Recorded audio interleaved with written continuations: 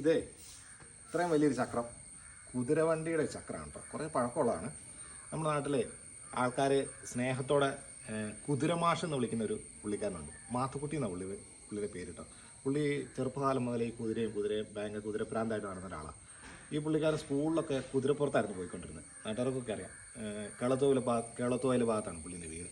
Okay, ഇത് പുള്ളി പോയ വഴിക്ക് ഒരു സ്ഥലത്ത് വെച്ച് ഈ കുതിരവണ്ടി ആക്സിഡൻ്റ് ആവുകയും അവിടെ ഈ ചക്രവും 2 ചക്രങ്ങളും കുറച്ച് ഭാഗങ്ങൾ ഇട്ടിട്ട് പോവുകയും ചെയ്തു.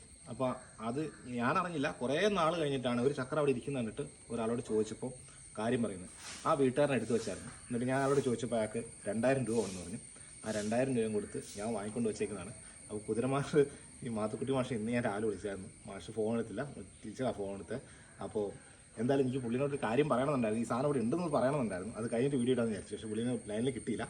എന്തായാലും മാഷ് ഇത് കാണുന്നുണ്ടെങ്കിൽ അല്ലെങ്കിൽ മാഷായിട്ട് ബന്ധപ്പെടുന്ന ആരെങ്കിലും ഇത് കാണുന്നുണ്ടെങ്കിൽ മാഷോടൊന്ന് പറഞ്ഞേക്കണേ. അപ്പോൾ കുതിരവണ്ടിയുടെ ചക്രം ഇതേ കാന്താരിയിൽ ഇരിപ്പുണ്ട് കേട്ടോ. അപ്പോൾ പിന്നെ കാണാം.